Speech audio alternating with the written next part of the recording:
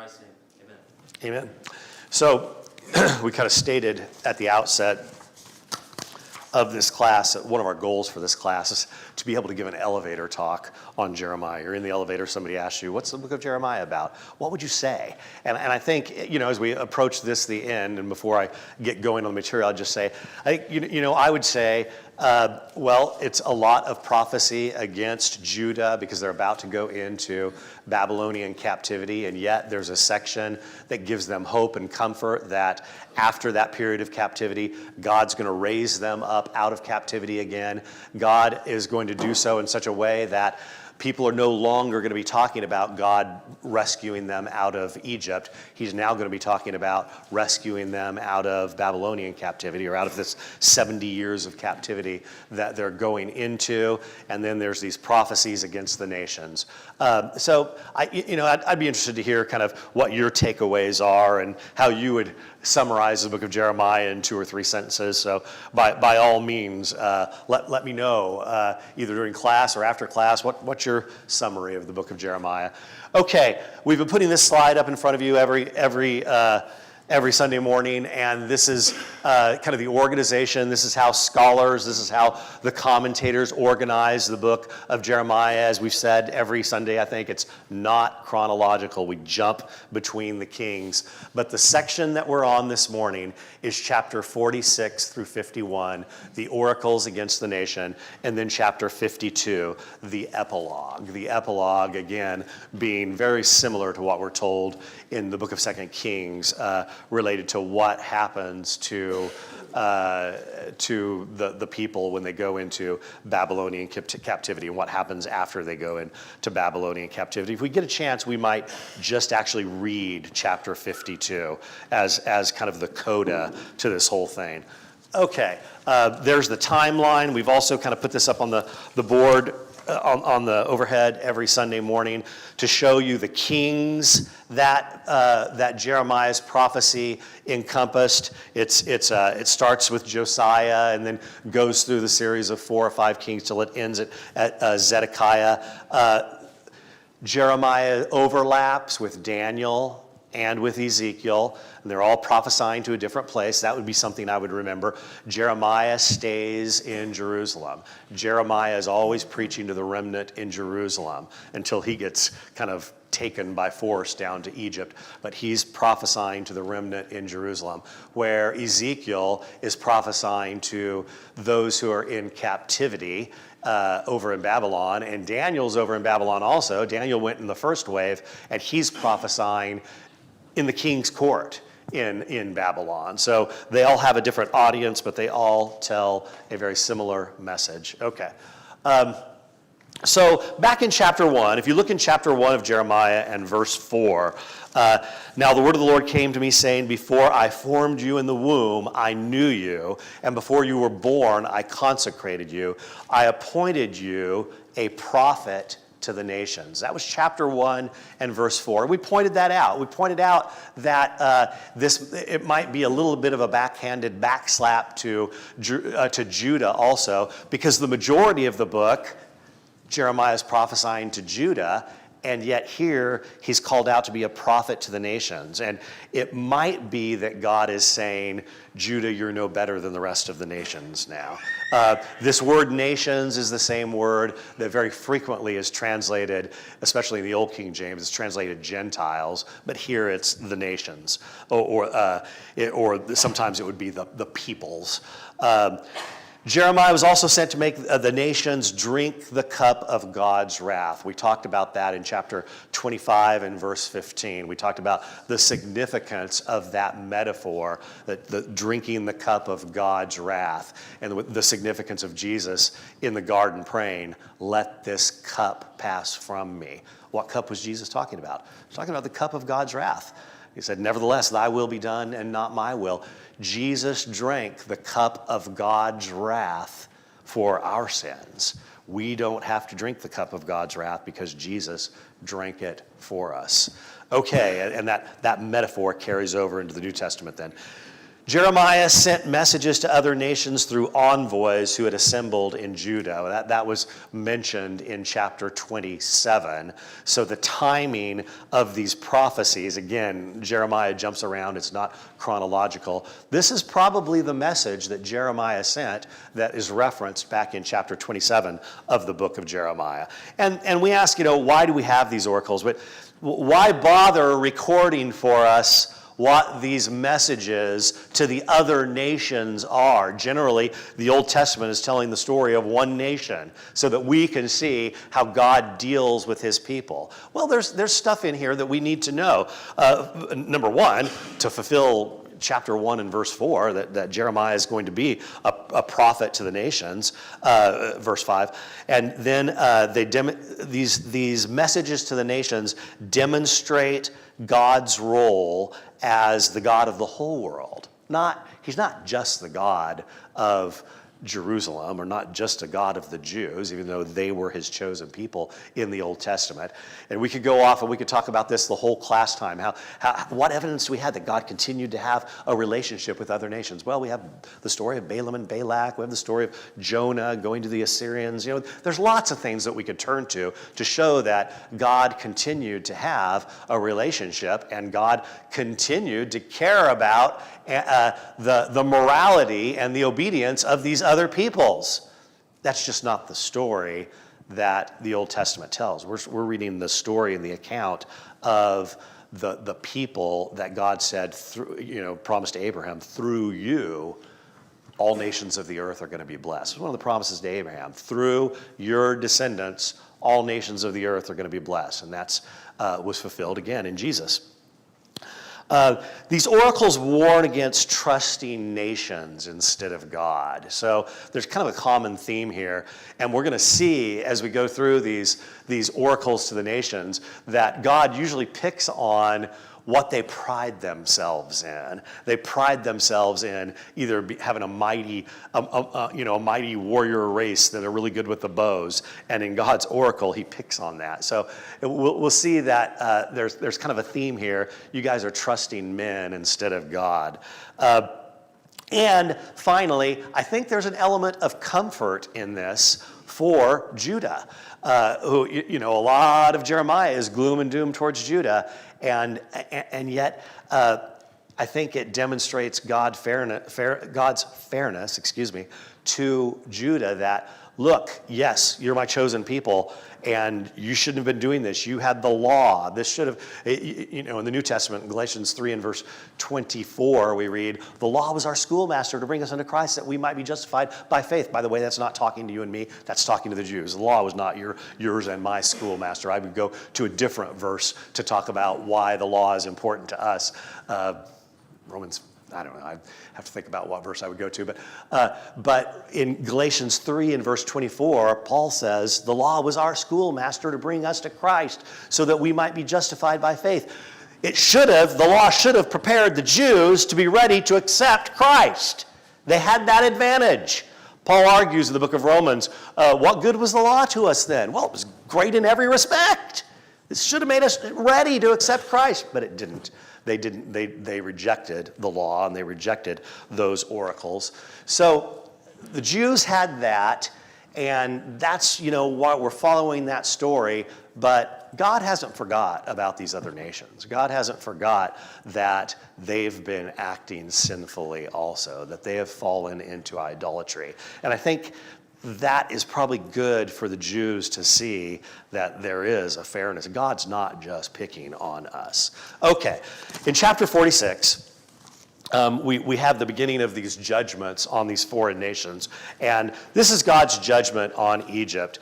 The placement of this chapter is, I don't know if ironic's the right word. It's interesting because it's the very first of the oracles against the nations. And remember, Egypt is the one that God has rescued the Jews from before. In chapter 45 and verse 5, behold, I'm bringing disaster upon all flesh. Back in chapter 44 and verse 30, thus says the Lord, behold, I will give Pharaoh, Hophra, king of Egypt, into the hand of his enemies and into the hand of those who seek his life.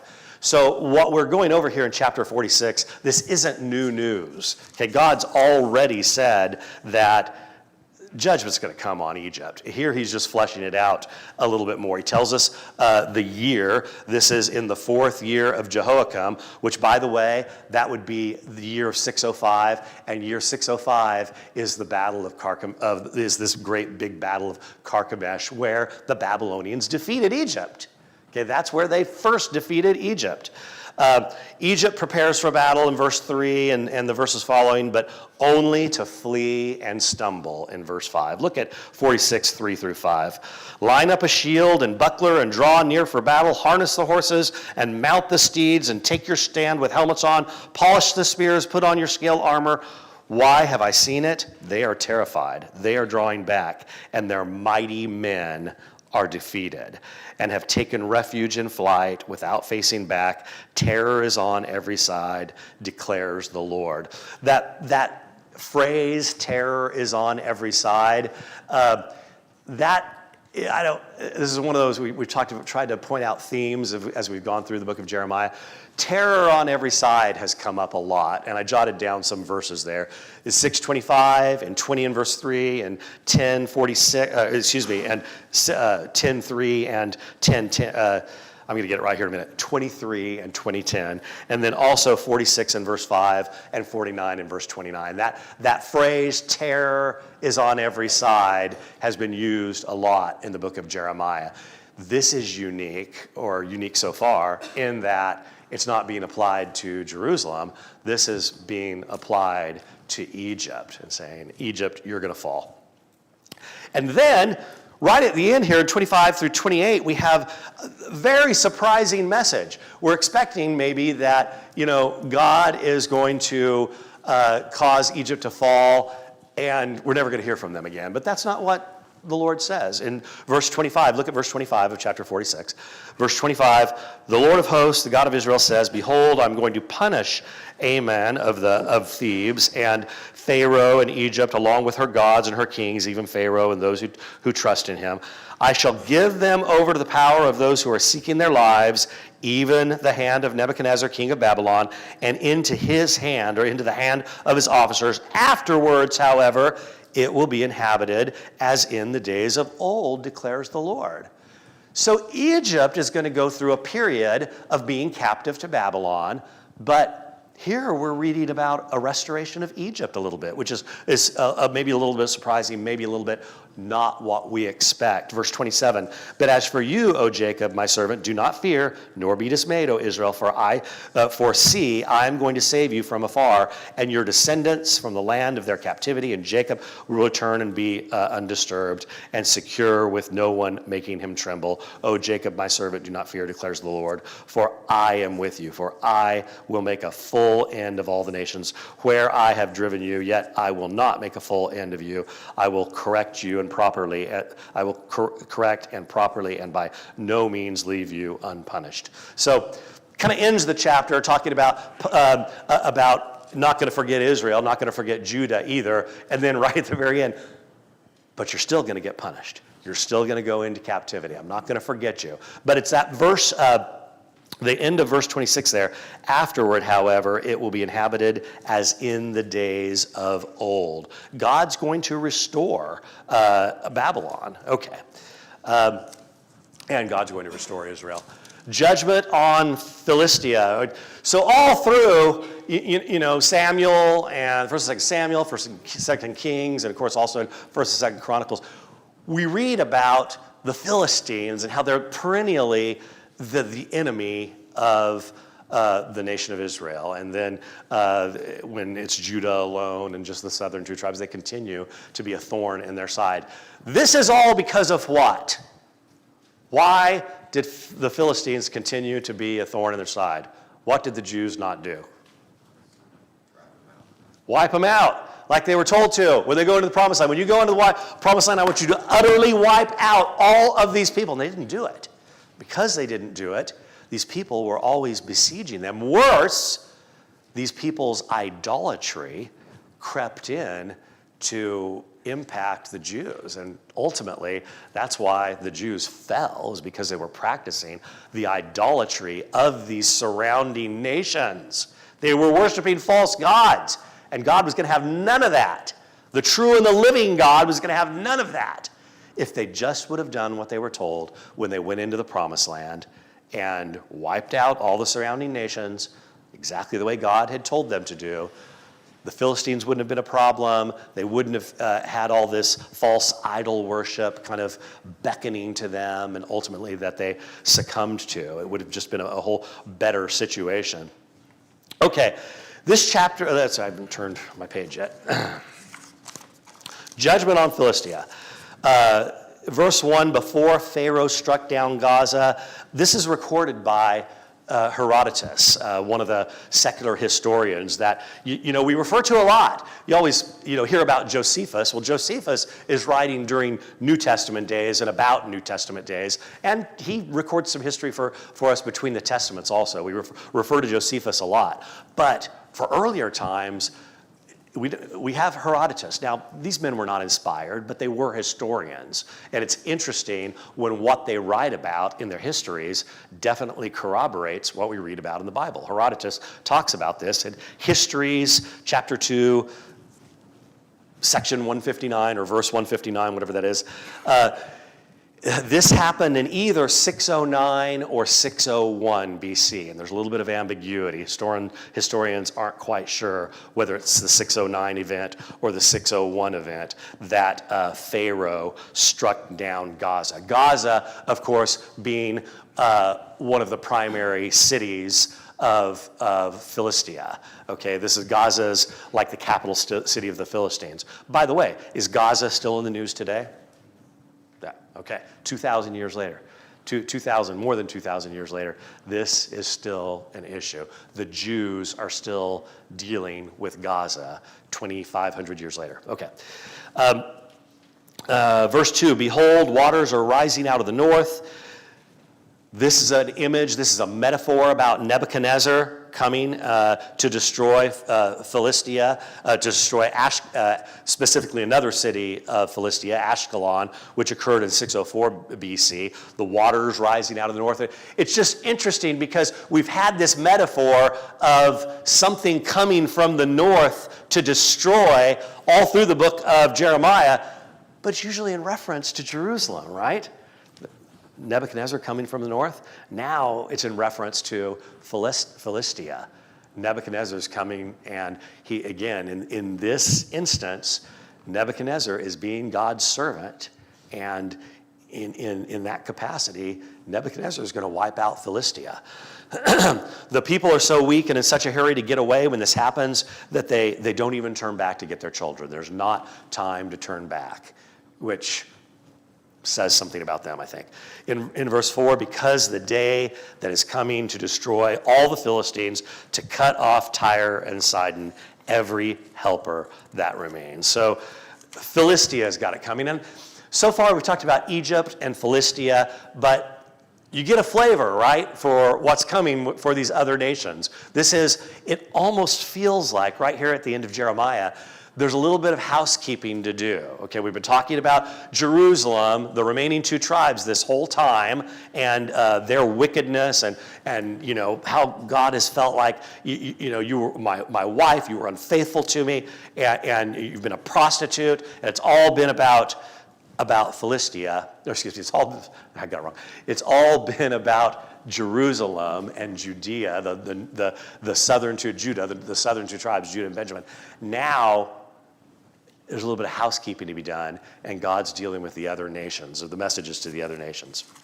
Okay, in chapter 48, we read about God's judgment on Moab. In verse 7, because you trusted in your own works, remember I said there's kind of a theme here of trusting in man, trusting in whatever your strength is. Because you trusted in your own works, your treasures, you shall also be taken, and Chemosh shall go into exile, one of the leading cities of the area of Moab, of the land of Moab. So again, I want to point out that frequently in these judgments to the nations, what God focuses on in the revelation to them is what they're putting their trust in, okay? For Moab, it was in their wealth. They trusted in their wealth. Moab, at this point in history, was a relatively wealthy nation, and they had built their treasuries up. And verse 7, because you have trusted in your works and your treasuries, you shall also be taken. Chemash shall go into exile. When people trust in themselves, their wealth, and their idols, God is going to show them how misplaced their trust is. Okay? And this is really, we started out by talking about why read about why did God even record these messages to the other nations? But there's lessons in here for you and I. The lesson is the same. Are we trusting in things other than God? I know this is something that I need to look inwardly on. I mean, the mere fact that when things are going good versus when things are going bad in my own life, I feel like when things are going bad, all of a sudden my frequency of prayer upticks, and I think that's a tell. I think that shows that it really ought not be like that.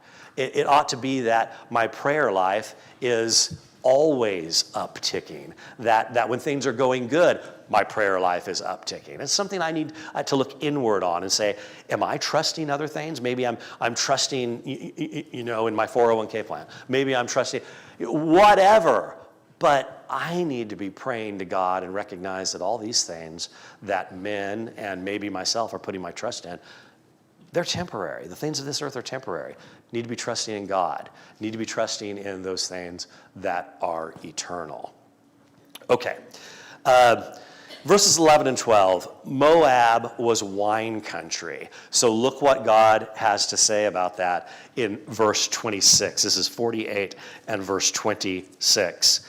Make him drunk, for he has become arrogant towards the Lord. So Moab will wallow in his vomit, and he also will become a laughing stock. Oh yeah, you guys have great vineyards. You're wealthy. You've planted vineyards. You get drunk. Go ahead and get drunk. You're going to wallow in your vomit. Look at verse 33.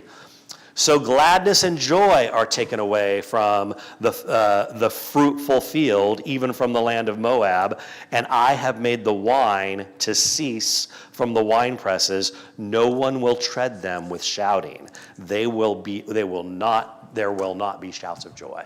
Okay? So again, this is something that the Moabites are pretty proud of. Wealthy, they got these vineyards, and a little bit too prideful of those things, and they're not trusting in God. They're not doing what God said. They're worshiping their idols. They're trusting in the things of this earth, and God's going to take care of that in this. Verse 29, I think this puts an underline on all of this. Look at verse 29. We have heard of the pride of Moab. He is very proud. So the problem in all of this, the problem in putting that trust in men, the problem in putting the trust in your own wealth, the problem in feeling like, hey, everything's going great because I got this really cool vineyard behind me. The problem is it's pridefulness. It's thinking that I'm able to do this on my own. I'm pulling myself up by my own bootstraps, and I really don't need the creator of the world. And that's prideful. And we have heard of the pride of Moab. He's very proud of his haughtiness, his pride, his arrogance, and his self-exaltation. Okay, that's bad. When God starts talking about how proud you are, that's a bad thing. That's a bad thing. We know what God does to the proud. And in the New Testament, and both of these verses say pretty much the same thing. There may be one or two words different. But in James 4 and verse 6, 1 Peter 5:5, God opposes the proud and gives grace to the humble. Two different writers, James and Peter, both call this out.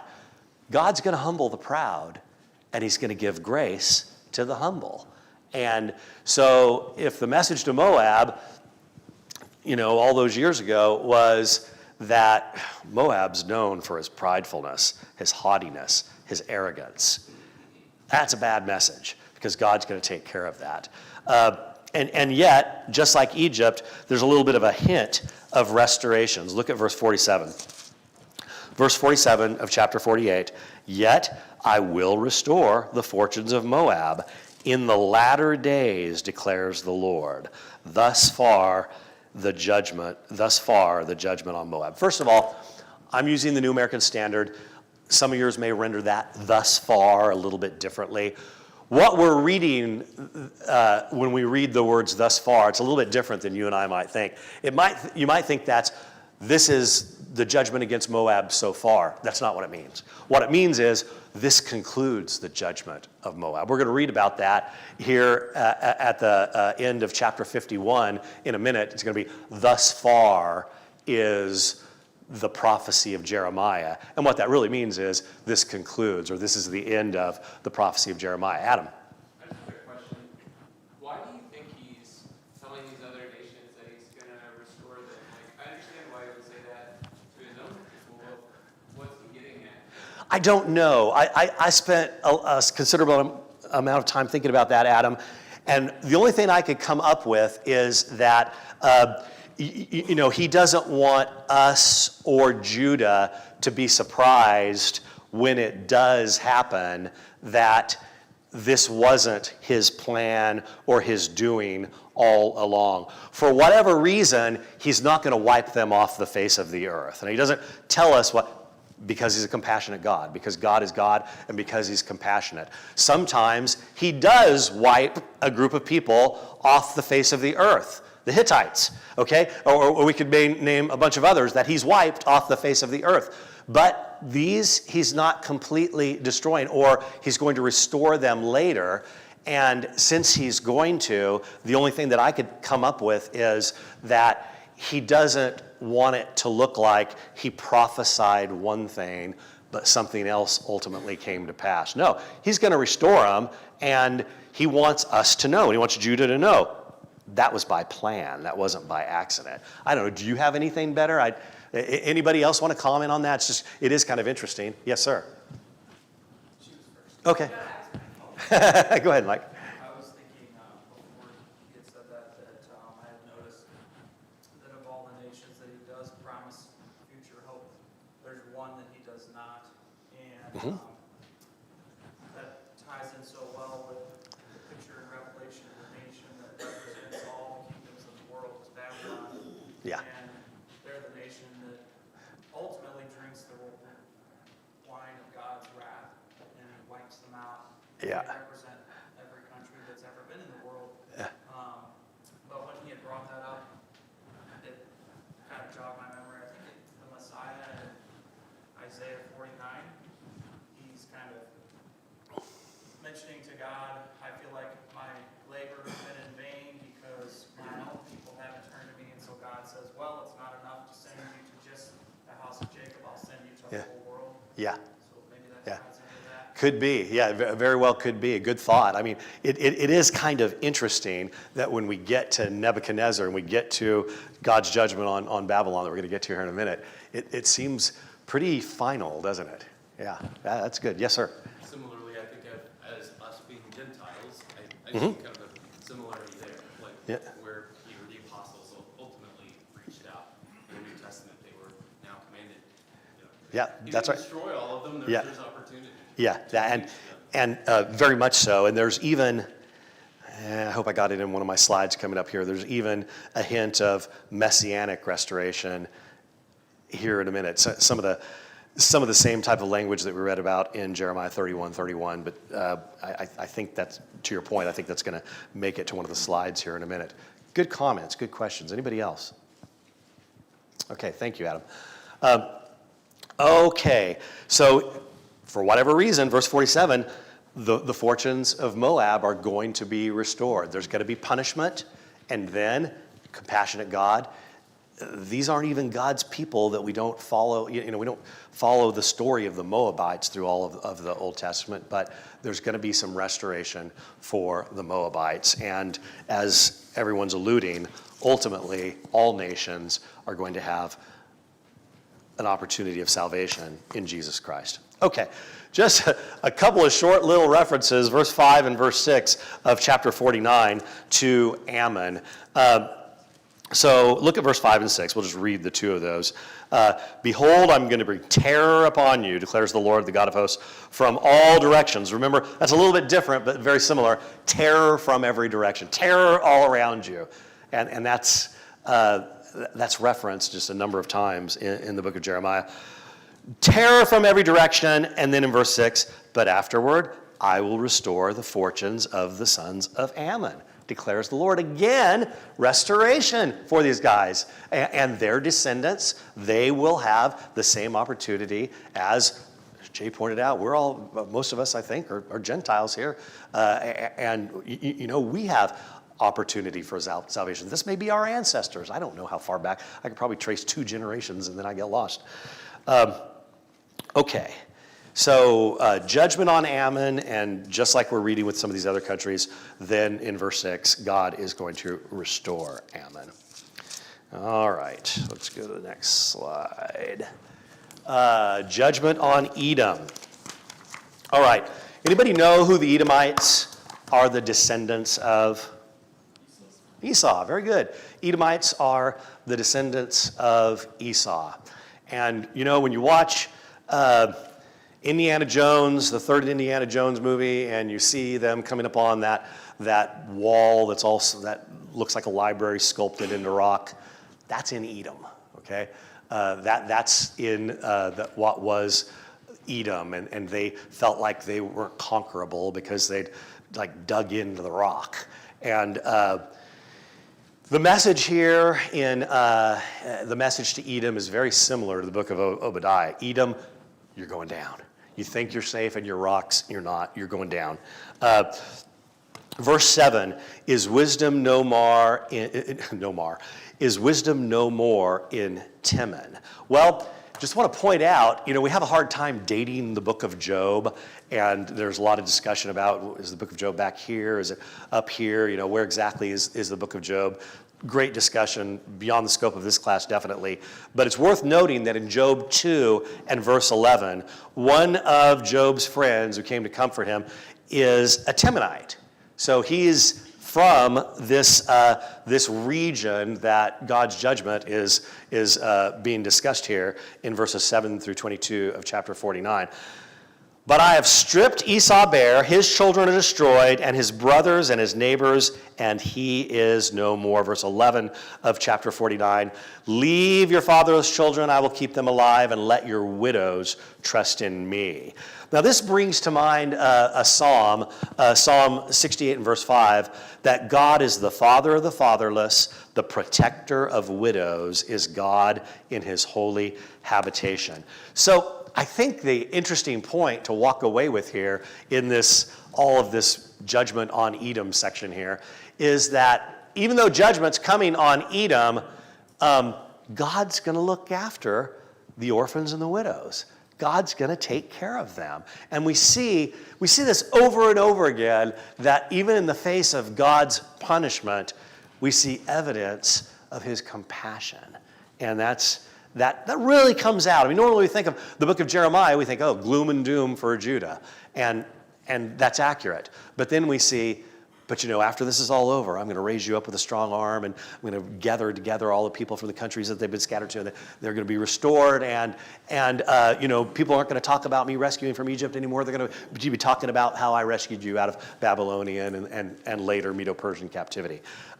So we see evidence all through this of God's compassion. God wants to give blessings to his people. He desires to give blessings to his people. And sometimes we make it awful hard for him to do that by the way that we're living, the decisions that we make. Okay. Even in the middle of judgment, God remains the protector of the helpless, is one of the things I walk away with from that discussion. Okay, Damascus, Kedar, and Hazor, and there's not a lot said about these, but they are mentioned, and they are mentioned that they will be punished. Verse 23, look at verse 23 of chapter 49. 23. Let's see. 23 through 31 of 49. All right, I'm on the wrong page. Concerning Damascus, Hamath and Aprad are put to shame, for they have heard bad news. They are disinherited. There is anxiety by the sea. It cannot be calmed. Damascus has become helpless. She has turned away to flee, and panic has gripped her. Distress and pangs have taken hold of her, like a woman in childbirth. How the city of praise has been deserted, the town of my joy. Therefore, her young men will fall in the streets, and all the men of war will be silenced in that day, declares the Lord of hosts. I will set fire to the wall of Damascus, and it will devour the fortified towers of Ben-Hadad. So Damascus is going to fall. This is all gloom and doom for Damascus. Damascus is going to fall. And then we have Kedar and Hazer here in these last couple of verses, 28 through 33. Concerning Kedar and the kingdoms of Hazor, which Nebuchadnezzar, king of Babylon, defeated, thus says the Lord, arise, go up to Kedar, and devastate the men of the east. They will take away their tents and their flocks. They will carry off for themselves their tent curtains and their goods and their camels, and they will call out to one another terror on every side. There's that phrase again. Run away, flee, dwell in depths, O inhabitants of Hazor, declares the Lord. For Nebuchadnezzar, king of Babylon, has formed a plan against you and devised a scheme against you. Arise and go up against a nation which is at ease, which lives securely, declares the Lord. It has no gates, no bars. They dwell alone. Their camels will become plunder, and their many cattle a booty, and I will scatter to all the wind those who cut off the corners of their hair, and I will bring their disaster from every side, declares the Lord. Hazor will become the haunt of jackals, a desolation forever. No one will live there, nor will a son of man reside in it. So not only is he going to destroy, and they were a nomadic people, but still, where they were living, no one's ever going to live there again. The jackals are going to inherit that. There's not, men aren't going to live there. And that's the extent of the punishment, of the judgment coming on these nations. Nebuchadnezzar will smite Kedar and the kingdoms of Hazor. Just a little background, Kedar was an Arab tribe known for their shepherding. We don't know anything about Hazor except they seem to be tent-dwelling shepherds. So we know more about Kedar. We don't know much about Hazor. It's one of those tribes or one of those peoples that are mentioned in the Bible, and except for being mentioned here, we just don't have a lot of evidence of their existence. And why not? They're utterly destroyed, and nobody's going to live there again. And they were a nomadic people, so they probably didn't build structures or infrastructure that we can discover today. Okay. Judgment on Elam, chapter 49, verses 34 through 39. Behold, I will break the bow of Elam, in verse 35. Okay, again, we talked about how God's calling out what they trust in.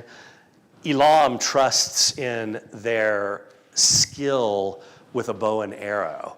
And that's something that they were known for. They were known for having good archers. And so when God announces his punishment through this prophecy of Jeremiah, what does he say? I'm going to break the bow of Elam.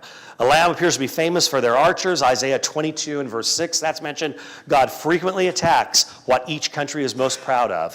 Pharaoh's armies, Moab's treasures, Tinman's wisdom. Okay, the Edomites consider themselves to be very wise. Hazor's flocks, and now Elam's bow. These judgments against these nations, God is very frequently attacking what they're most proud of or what they're putting their faith in. You can't touch us because we've got all these archers. They're the best archers in the world. La, la, la.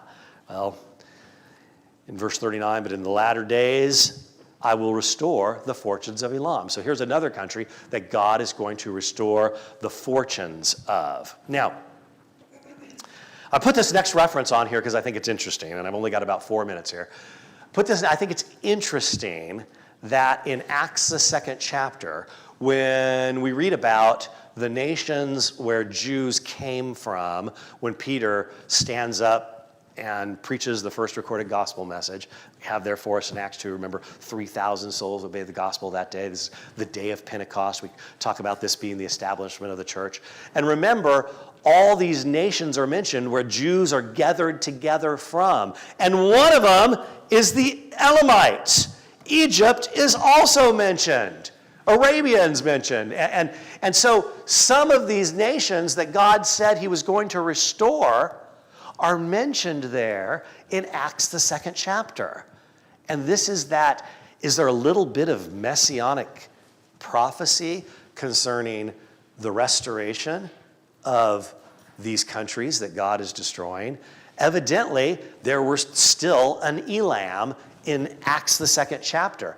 And they're mentioned as being there when Peter preaches the first recorded gospel message, and 3,000 obeyed. We could only assume that hopefully that's spread across all these nations that were there to hear Peter's preaching. So could it be this kind of, I think what Mike was getting at a minute ago, that were these countries saved so that they could have part of salvation in Jesus Christ? We see him there, some of them, at Acts, the 2nd chapter. I just think that's very interesting. And I think it points to God's eternal plan and his promise to Abraham that through Abraham's seed, all nations, and not just the Jews, all nations of the earth were going to be blessed through Abraham's seed. In chapter 50, finally, and this is probably where we're probably not going to get to read the coda of chapter 52, which I would have liked to have got to. We're going to end with talking about God's judgment on Babylon in chapter 50 and chapter 51. So here, Babylon has been the instrument of God's justice for the majority of the book of Jeremiah. But here, right at the end, in chapters 50 and 51, we're going to read about God's judgment on the nation of Babylon. Yes, there's 2 or 3 times, Jeremiah 25, I believe, and maybe verse 16. I'd have to look back. You could check me on that. But in Jeremiah chapter 25, Nebuchadnezzar is called out. This is not said about many people in the Bible. My servant Nebuchadnezzar. Wouldn't you love that to be said about you? My servant Jay. You know, I'd love God to say that way. Nebuchadnezzar was called out. My servant Nebuchadnezzar is going to do this. He's going to come in. He's going to wipe you guys out. But here at the end of the book of Jeremiah, Nebuchadnezzar is going to fall under God's judgment also. You took it too far. You took it too far, Babylon. Yes, you did what I said, but you treated my people more harshly than you needed to treat them. And you didn't abstain from your own worshiping of idols. It's not as if Nebuchadnezzar didn't have a chance to get the message. Reference Mark's class on Daniel. Okay, reference his image in Daniel 2 and the interpretation thereof. Okay, the golden image and Daniel interpreting that dream for him. In the days of these kings, God of heaven is going to raise up a kingdom which shall not be destroyed. Daniel 2 and verse 44. Okay, reference chapter 3 and the story of Shadrach, Meshach, and Abednego. And Nebuchadnezzar says, okay, clearly their God is the best. Clearly their God is God. And if anybody says anything against Shadrach, Meshach, and Abednego's God, then they're going to be thrown in the fiery furnace. Okay, he said that then. He had all this opportunity to acknowledge the true God, the God of creation. But he keeps sliding back into worshiping the false deities of the Babylon. And remember, God sends them out to pasture for a certain period of time. So they just didn't get it. And what we read about in chapter 50 and chapter 51 is the judgment against Babylon. God's people are going to seek him again, and God's going to rescue them, but Babylon is going to be taken in verse 2. Verse 1, behold, of chapter 51, I will stir up the spirit of a destroyer against Babylon. And then in verse 20 through 33, Babylon, or Judah has been swallowed up by Babylon. So God's going to make Babylon vomit Judah out, and he's going to rescue them. Though Babylon, verse 53 of chapter 51, though Babylon should mount up to heaven, even though Babylon thinks themselves really strong, and that calls to mind kind of Babylon's origin. Remember the Tower of Babel? That happened in Ur of the Chaldees. That's Babylon grew out of all that. The Tower of Babel in Babylon, okay? Babylon grew out of all that. And then I think it's really interesting in chapter 51 and verse 53, though Babylon should mount up to heaven, doesn't matter. God's judgment is coming on Babylon. Okay, this is a lot of material in 11 weeks. I appreciate everybody's patience as we got through all of this and appreciate your comments very much. Thank you very much.